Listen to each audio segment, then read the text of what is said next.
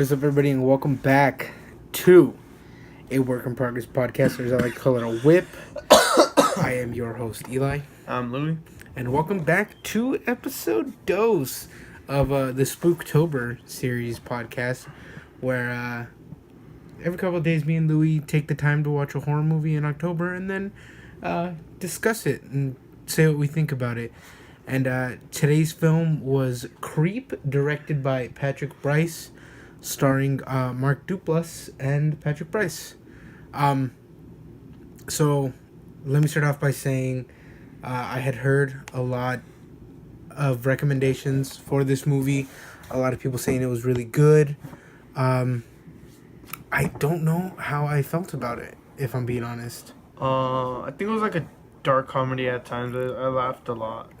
There was funny scenes, I think. I don't think there was heavy comedy elements to it, though. No, there wasn't. It was pretty scary, though, for what it was. An hour and 17 minutes is worth a good watch. Give it 9 out of 10 for a horror movie.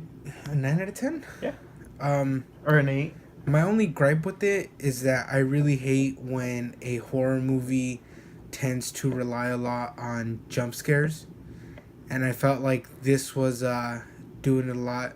So, But I felt like it was funny when it would do it, because it was the same thing over and over. So before, we get into it even more, this movie was about this guy who contracts this other guy to come and film him because allegedly he has cancer, his wife's pregnant, and he says that he's going to die soon. Mm-hmm. And so he wants to kind of make these videos for his son to see after he passes away. Yeah. If anything, I feel this movie was really unnerving because I felt that, like, there were times where I wanted to look away, not because it was creepy, because there was just this looming feeling that there was while you're watching it. Like, this uncomfortable silence and awkwardness to it that I think made it a pretty good, decent watch. I think the actor's performance was amazing. Like, he really did scare the crap out of me. I thought it was horrifyingly scary. And then they're working on a part 2, so I guess that's pretty cool. And we just finished watching with the movie. And usually I don't like horror movie endings, but this was a really good ending for a horror movie. Yeah. Not gonna say how it ends though, but it was really good. I don't know. I felt like... What did I feel? I felt like there could have been more to it. But... And then it's a found footage kind of film. Even though it's not really, found footage. It's like a POV. And what I liked about it is that, like, usually when I watch movies, I like it to be, like, crisp and clear and look all HD and everything. And this one, it didn't. It had that graininess to it. And for that reason, I think it felt a lot more real. Yeah. I did like that, like, whole POV thing. Like, I did like it in Blair Witch, and I feel like this kind of had that vibe to it. I just, I don't know. I really liked the movie. What would you give it out of 10? Probably a 7. A 7 for this? I wouldn't buy it. No? That it is pretty short. I mean, that's the only thing that I have wrong with it. That's how I base off how much I like a movie basing on if I would buy it to rewatch it again. It's definitely worth a watch at least once, and it is on Netflix, so go ahead and do that. Give it a watch. But what I hope that doesn't come from part 2 is that it's just kind of a rehashing.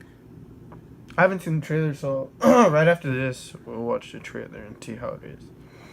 But, yeah.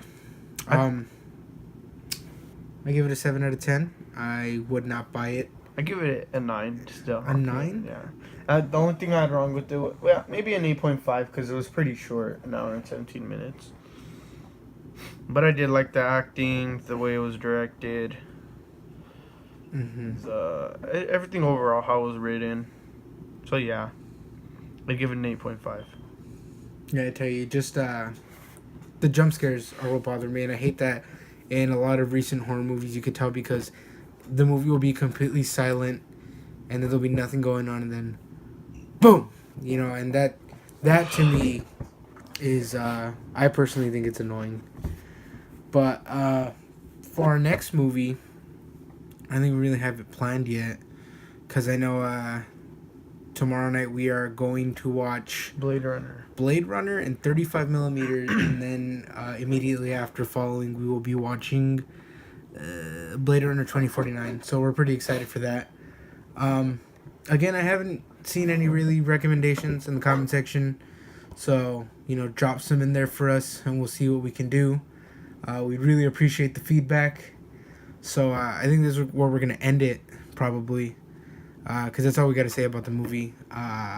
So yeah, go ahead, give it a watch on Netflix.